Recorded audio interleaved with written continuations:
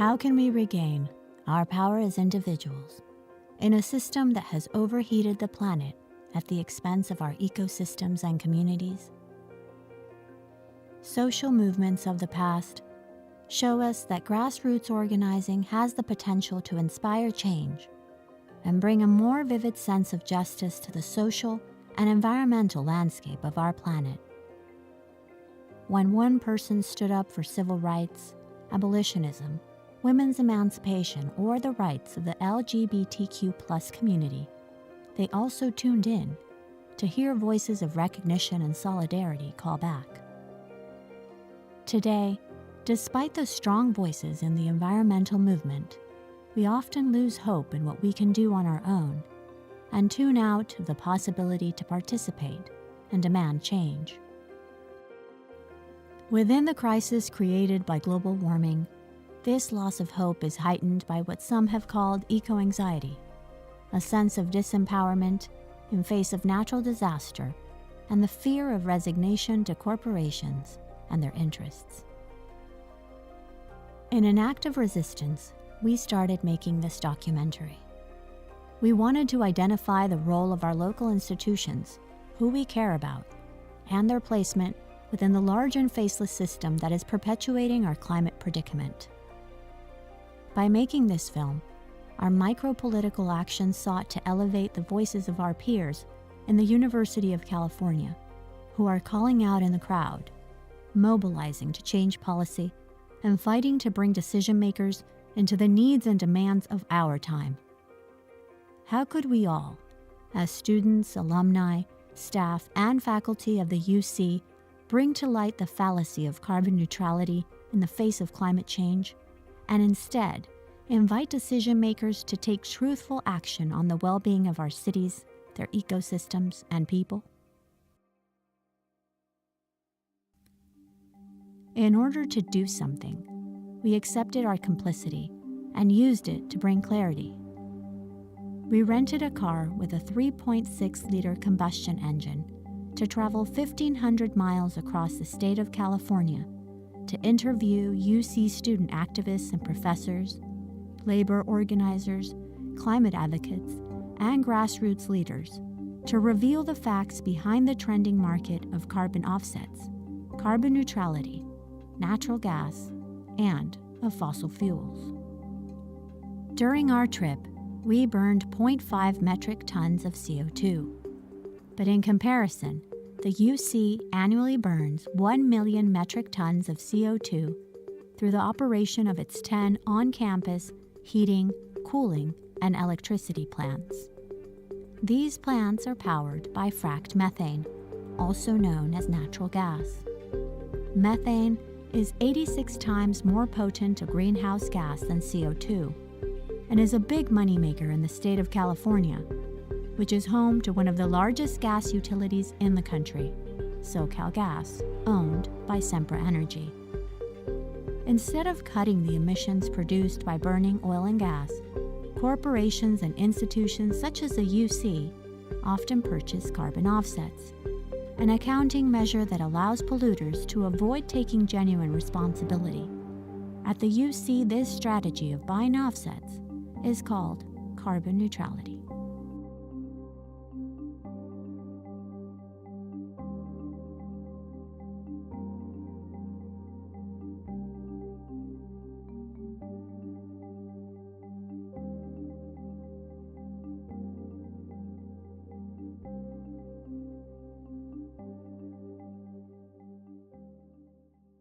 My name is Tajuri. I'm a literature/writing major and a climate change studies minor at UC San Diego, and I'm a current McNair Scholar. My name is Dan Kamen, and I'm the chair of the Energy and Resources Group here at UC Berkeley. I'm also a professor in the Goldman School of Public Policy and a professor in the Department of Nuclear Engineering. I'm a physicist by training. I've served at the World Bank, I've served at the United Nations, I've served in the US federal government, all in different capacities of science, technology, for climate policy, for climate justice, and for environmental justice. I'm Stephanie Pincel. I am a professor at the Institute of the Environment and Sustainability at UCLA. I have a research center called the California Center for Sustainable Communities. My background is in theoretical physics. That's what my PhD is in. And I'm currently a climate scientist in the Department of Earth and Planetary Science here at UC Berkeley. And what I do, broadly speaking, is to study the physics of Earth's climate. The climate trajectory right now is dire. And it's dire because we are causing harm at an exponentially growing rate. And people throw that word exponential around fairly loosely, but I mean that in a mathematical sense, which is that the rate at which we are putting carbon dioxide into the atmosphere has, it's had little wiggles up and down, but broadly speaking, it has been growing exponentially since the dawn of the Industrial Revolution. So not only is the carbon dioxide level outside higher than it's been at any time since humans have walked the planet, but we are adding carbon dioxide to the atmosphere at the fastest rate now. The historical view of the environment has been it's a environmental dumping ground. That environment is a resource, whether we're sucking up water from the Colorado River or we're emitting pollution into waterways or the atmosphere. We've used nature historically as a dumping ground. That's a pure traditional capitalist bottom line. And the problem with that is that we can't just stop burning fossil fuels, stop adding carbon dioxide to the atmosphere, and then expect the planet will return to its normal state. The temperature of the planet is unfortunately proportional to, and will be proportional to for many thousands of years, to the total amount of CO2 we put into the atmosphere. And that means that every bit of CO2 we put into the air now does permanent harm, permanent damage. And in my opinion, it's that permanence that makes global warming the most urgent crisis of our time.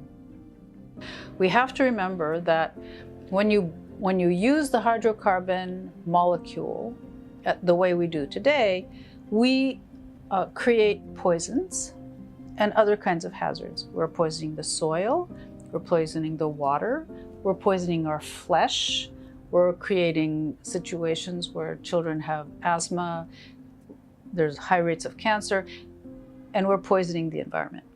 The Intergovernmental Panel on Climate Change recently concluded that human-induced climate change is already affecting many weather and climate extremes in every region across the globe. Evidence of observed changes in extremes such as heat waves, heavy precipitation, droughts, and tropical cyclones, and in particular their attribution to human influence, have strengthened significantly since their last report in 2014. These historical issues talk about the overlap of natural and human histories and the failure of systematically seeing them as separate. Today, as we move beyond that idea, we recognize the ways in which our energy-dependent societies, governments, and institutions are interlinked with the well-being of ecosystems and human communities. As students, we think of paths forward and turn to the institutions that we are a part of, to the institutions that educate us, and build the future through new thinking and a new workforce. How is the UC system facing one of the most important issues of our time?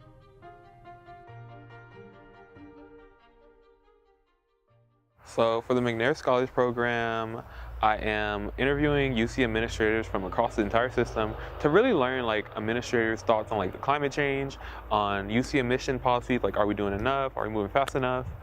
And the good news is administrators all believe climate change is real. The bad news is the pace at that they're moving, or that they think that they're moving, that they think they're doing a good job, that they think they're doing enough. One administrator actually told me, they're like, we don't know what's gonna happen in 1,000 years in regards to climate change. And I was just like, yeah, we don't know what's gonna happen in 1,000 years, but we already see what's happening now. And so it's really, I'm hearing there's a lack of urgency from UC administrators. That was just one thing I've heard. And they're really hesitant to condemn themselves. It's just so ridiculous that Scripps is the one that's doing the research on climate change, and that's the one that's ringing the bell oh, y'all, we need to be worried about this. And yet UC San Diego is decarbonization, what's that? Y'all own scientists are ringing the alarm and things, and y'all aren't doing nothing.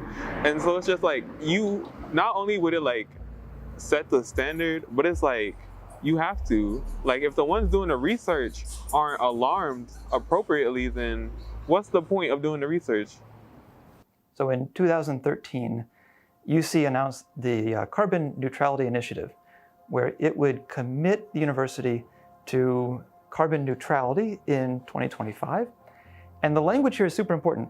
They commit to carbon neutrality, not to being carbon free. Carbon free would mean that the university stops burning fossil fuels. It means you stop importing methane to burn to make electricity and for heating and cooling. And that's really the dominant thing that contributes to the university's carbon emissions. But that's what carbon free would mean. You just stop burning carbon. Carbon neutral means that we mainly continue, as usual, burning methane gas, but we buy these carbon offsets to atone for it. And so this has actually already begun on at least 2 campuses. They started buying carbon offsets. One of them is UC Merced, which recently announced that they had gone carbon neutral by having purchased these offsets. And so we inquired, we asked them, what carbon offsets did you buy? And they refused to tell us. And to me, that's just stunning that a UC campus would declare carbon neutrality, but then not actually show us any of the accounting, not actually tell us how they reached that, but telling us basically just trust us. I just think that's stunning. It's honestly a scam, because when you go on the UCOP website and you read it, you see that it says reduce emissions. If you look at the campus carbon emission numbers from UC San Diego, UC Santa Barbara, UC Berkeley, emissions have barely gone down. And so like the benefit of the doubt has no longer been earned. It's not warranted. The challenge is that there's a practical side of the story, and that is many institutions, not just the University of California, see carbon offsets as part of their solution set. Offsets are effectively a way to offload responsibility to others. It works like this.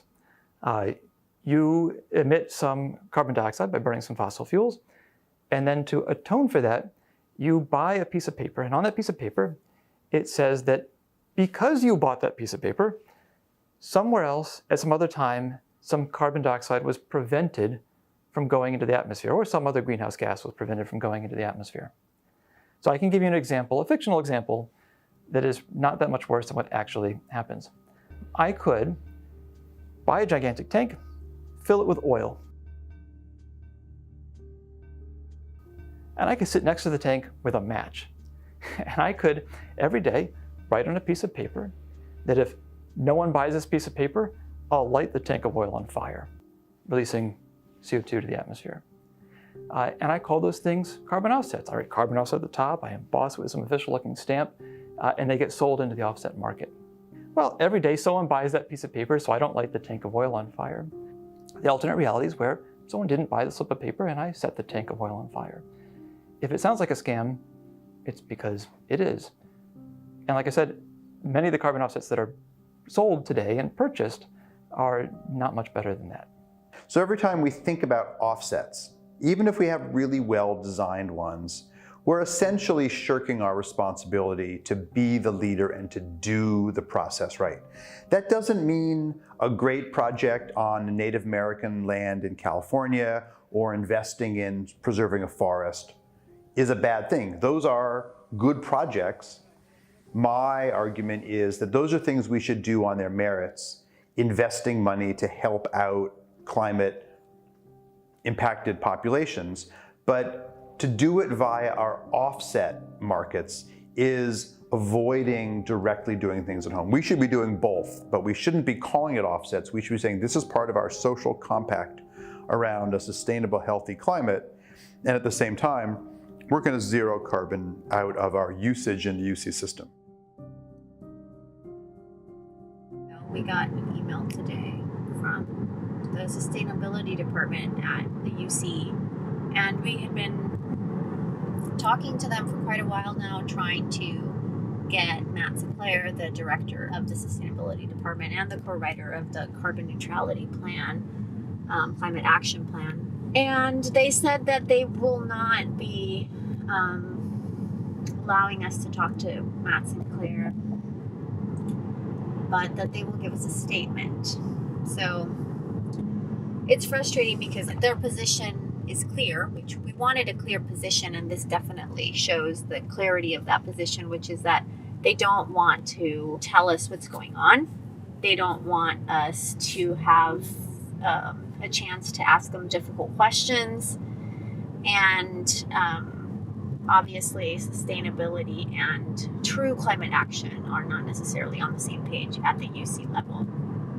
We have not solved the immediate problems of some of the on-campus fossil fuel use, particularly natural gas, which I call fossil gas because that's more accurate, at many campuses, at Berkeley, at UCLA, a number of places where there is quite recent investment into fossil fuel systems. That has to go. So the UC Berkeley cogen plant is very old. It's at the end of its operational life. When it was installed, or when it was upgraded technically in the 90s, it was moving to natural gas, fossil gas, which was better than coal and better than oil.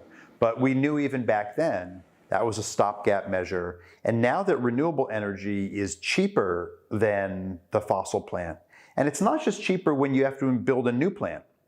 Recent reports that come out of Bloomberg News and others have found that building and operating a new solar or a new wind plant is cheaper than simply operating an existing fossil plant like the steam generation plant on campus. It doesn't take much vision to picture what an electrified campus should look like. Here at UC Berkeley, we're geographically located in a convenient place because there is an excellent example of an electrified campus just south of us in the South Bay. It is called Stanford. Stanford had a gas plant like ours, but they shut it down and electrified. And what that means primarily is that you have to deal with the heating and cooling needs of the campus without burning methane.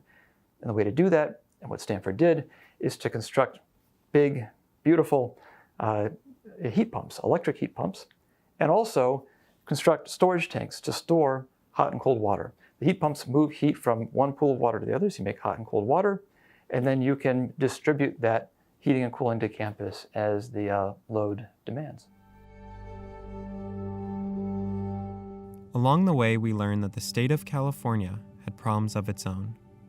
In 2020, the state produced 144 million barrels of crude oil, and beyond this, its history with unrestricted market growth policy has created emblematic fossil fuel extraction and refining sites in Long Beach, Inglewood, Kern County, and the Bay Area that have left numerous communities living among environmental injustice for several generations.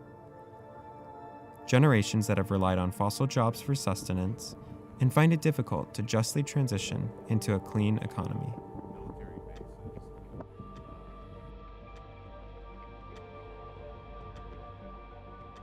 My name is Andres Soto. I am the organizer in Richmond for Communities for a Better Environment.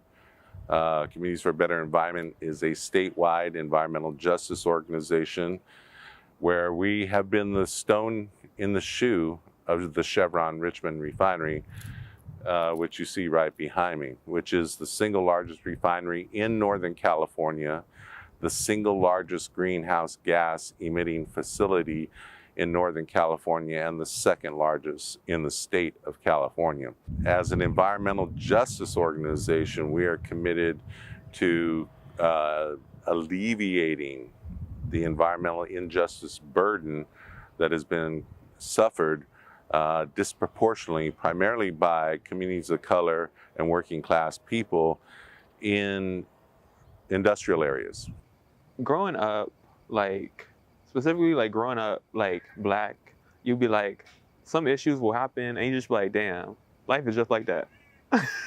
Really using, I have asthma and I grew up in the West Adams neighborhood, and my best friend who lives around the corner from me, he also has asthma. And it's just damn, we both have asthma. That's unfortunate. But I love come into learning more about climate change and learning more about the forces, the human forces specifically behind climate change, like pollution from cars, pollution from oil drilling that's done 3 miles away from my house. You see that these aren't things that just happen to us because we're human. It wasn't random. It's because not enough has been done to tackle climate change. The UC system really has to decarbonize so that folks like me, folks who look like me, folks who don't look like me, but will suffer the consequences of climate change and who aren't even born yet, that they don't have to deal with what I'm dealing with and what folks across the world are dealing with. My name is Anna Medell. I am a rising fourth year at UC Berkeley studying environmental science, and I was born and raised in Bakersfield, California, so I lived there my entire life. I'm a huge advocate for climate justice. I personally am a first-gen low-income student. I am also a Latina, and so there are many environmental justice and climate justice issues that directly affect me and people that I love. Growing up in Kern County, I understand what it means for communities to be burdened with a bunch of pollution, and so moving away from fossil fuels and towards clean energy is something that I truly believe in. I was never really aware of like the issues that were impacting me, impacting my community, but I think the closest thing I ever got to it was being diagnosed with asthma. Like, oh, I have asthma. That's just something that all the kids in Bakersfield get, you know? That wasn't anything new to me. Being able to be educated on a lot of these topics and understand that my position at UC Berkeley can help my community is something that like keeps me motivated and keeps me as an advocate. UC Berkeley relies on oil and gas, but look at where we are. It's such a pretty area. So you know that the impacts that oil and gas and like hydraulic fracking have aren't being seen here, but they are being seen in the communities where fracking is actually happening. So you see it in Richmond with the Chevron Oil and Gas Company. You see that in Kern County with hydraulic fracturing. I'm of the firm belief that the University of California, as one of the major institutions of the state of California, and all the institutions in the state of California, governmental and private sector institutions, need to radically change their understanding, their use, their investment in energy system. We here in Richmond, because of this refinery and its usage of offsets, are living and suffering under that system. And I'm proud of the work that we have done collectively to put it on the map as a city moving in a progressive direction, despite the odds that have been set up against us. Economically speaking, Bakersfield is very reliant on the oil and gas industry. And so that kind of reliance that we have as a county really impacts people's perceptions of climate change and what that means for individuals. And so even within my family, I have siblings and people and cousins, that work within these industries, that work within the oil and gas industry, because that's how you make money. That's how you survive. That's how you live. A lot of people bring out this term of a just transition, but I think some people kind of overlook what that actually means. And so to me, that means being able to provide jobs and good wages to the people that are currently working within oil and gas industry positions, especially those that are directly harming them and their health, and providing jobs within clean energy industries. How are you going to organize the labor force, particularly when we look at something like the oil sector, which is a dying industry? We're going to see continued contraction within that industry. How is labor going to shift to organize the workers in the emerging renewable sector and use that as a power base to drive investment policy, to drive environmental policy, to drive labor policy that will be made by the different levels of government? And so the labor movement needs to get back in touch with its roots in the community if it's going to survive and have a positive role in the just transition that all our communities need to see.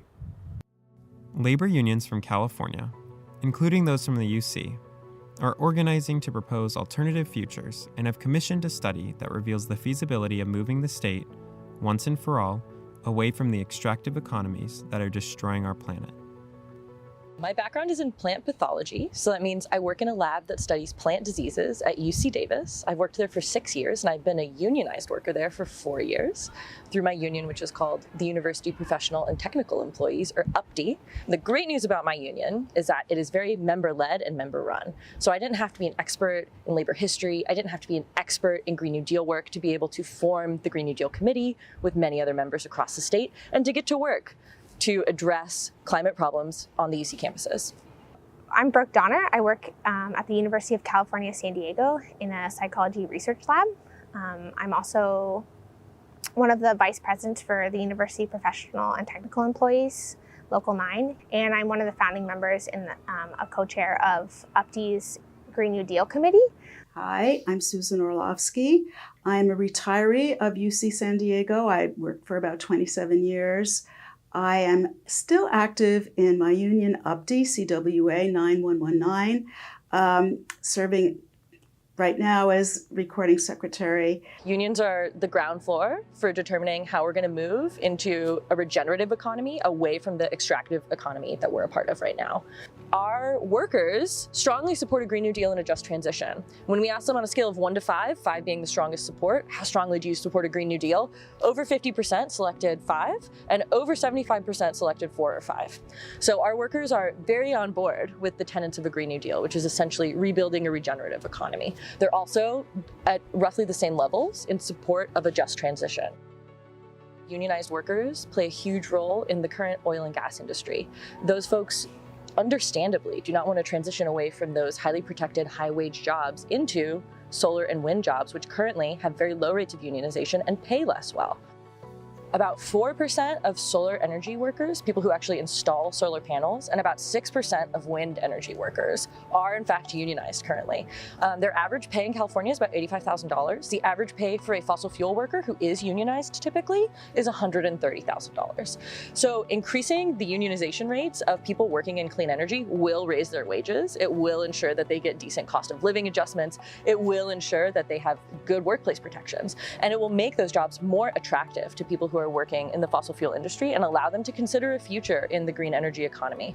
The unions built the middle class in this country, and now that unions have really declined, we're losing our middle class. We know that if we don't have a seat at the table, we could very well be on the menu.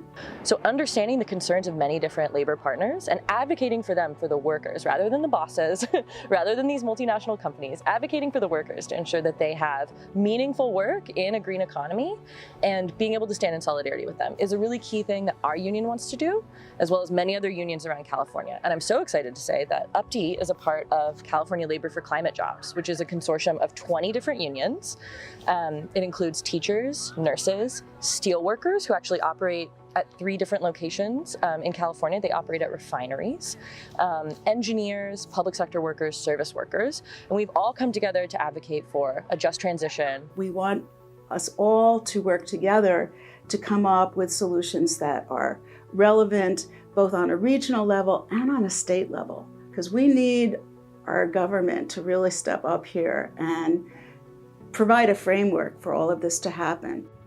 Such a framework has already been outlined in a recent report done by Dr. Robert Pollin, an economist from University of Massachusetts Amherst, in which he proposes a feasible way to transition our state's dependency on fossil jobs into a clean energy economy.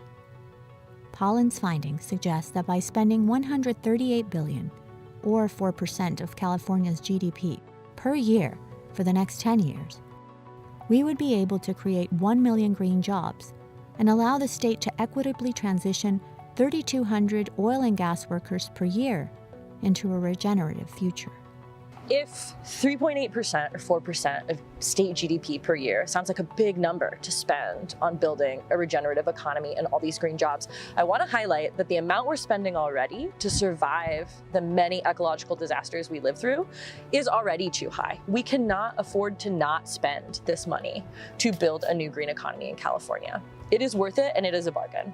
The UC is one of the largest employers in the state of California, which is in its own right one of the largest economies in the world. So a lot of what happens at the UC affects the rest of the labor market in California and in the United States. But also the UC likes to position itself as a leader in public education and in research in medicine and science. I think if they want to claim that, then they have a lot to do to walk the walk to match their talk. Some people don't think that their union is a viable place to seek climate justice and climate action, and your union is one of the best places you can do that. Climate action doesn't mean like you need to join the Sierra Club. Climate action doesn't mean that you need to become an activist and be in the street. Climate action means you start from where you are and what you're good at, and you work on that together with people you care about, and sometimes that's what work is for you. And so you can start at work. As our working conditions change as a result of climate change, unions need to respond, and the power of unions really lies in our collective strength. And if we're able to respond together and as a single force, we will get a lot more done. We'll never be divided. The people united will never be divided. There is no path in reaching any of our stated climate goals while we continue to burn gas for energy. We need to rapidly shift away from fossil fuels if we want a livable future.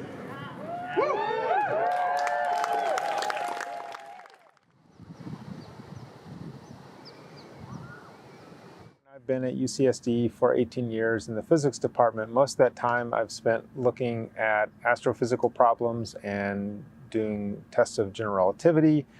I have taught a course on energy and the environment during that whole period, and recently wrote a textbook because I'm very concerned about these issues. I'm actually transitioning my research into this domain fully. I'm interested in the question of what can we do for another 10,000 years? And what we're doing right now is not it. Almost nothing that we do today can be happening still in 10,000 years. It's not just a tech fix. It has to also come from us and how we appreciate the energy we have and use it very wisely. Of course, that leads you to the question of, well, oh my God, everything has to change. Well, everything does have to change because everything did change to put us where we are today. So it's entirely possible that human societies can change because we change all the time, and we did towards what we live in today. And the problem for humans really is we've become habituated to certain ways of life and expectations as normal. And so we can't imagine what some other normal might be. And I think our responsibility in the university is to begin to help elucidate and create different conceptual frames for a different future. To combat institutional structures that are really stuck in the 20th century and based, that evolved around carbon-intensive ways of living is a political question. No change that I know of in the world has ever happened without political mobilization and the power of people demanding a change. You've got to contemplate the wholesale reconfiguration of the stable climate that has sustained humans throughout all of civilization, and that's just stressful to think about. To do something about it, you have to do something unusual. You have to go out on a limb and do something different. And being different is hard. So it's difficult to say no to flying when everyone else is flying. Or it's difficult to get an electric car or electrify your home when no one else in your neighborhood is doing it. Or it's difficult to be the one person at the Regents meeting asking about those carbon offsets. And so it can feel lonely. But there are millions of people around the planet who are going out on a limb to fight this thing. And you need only connect with a handful of them to start to feel part of a community. So instead of being a single person out on a limb, you're part of a team of explorers that are charting a course that might just save the planet as we know it. What gets in our way is money. So the price tag is enormous, and we make our decisions based on money. Money is a terrible metric for making good decisions. So it's an amoral system, but that's how all decisions are made. And if we can overlook the sort of financial hardships and make this happen despite the large price tag, it might be the first time it's happened, but at this scale, but that's what has to happen. And we have to call for our leadership to prioritize the public health of communities, the well-being of students, workers' rights, divestment of fossil fuels through banks, and those already impacted by the worst of climate change over aspirations of endless growth.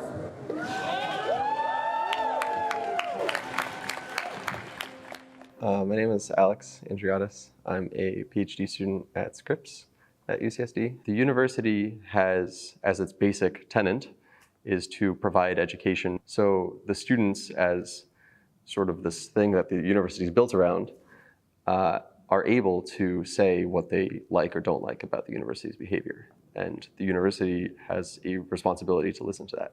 Students are very hard to retaliate against for their activism, unlike staff and untenured faculty.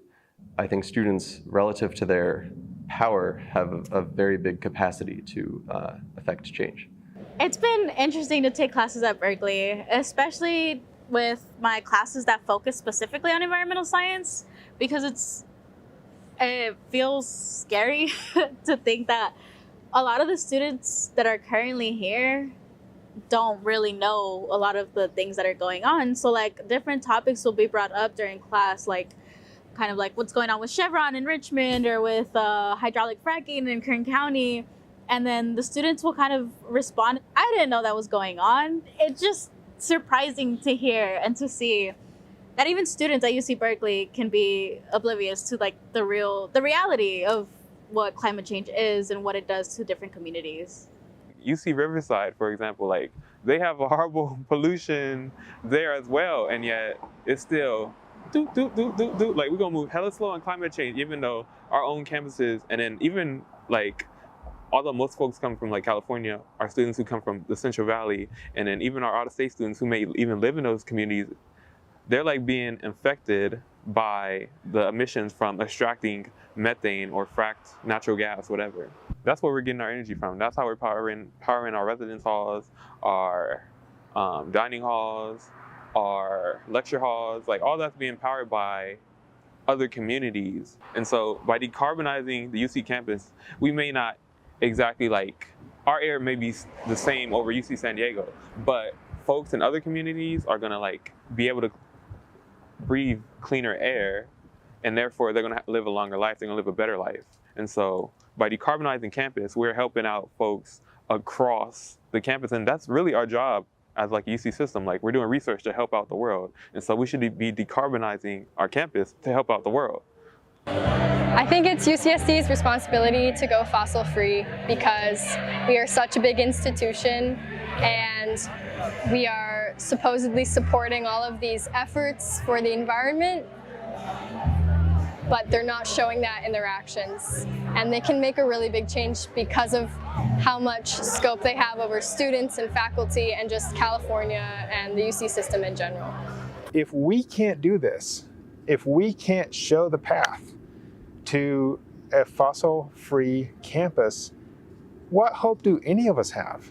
I think there's two reasons why the UC, both intellectually and morally, needs to move well beyond carbon neutrality and recognize that we don't need to wait till 2025 or later. We can do it right now, and that is the low cost of clean energy and the research results coming out of all of the UC campuses and the natural reserve systems and the national labs, all of which are saying that the climate crisis is not only upon us now, but the costs will get worse and worse.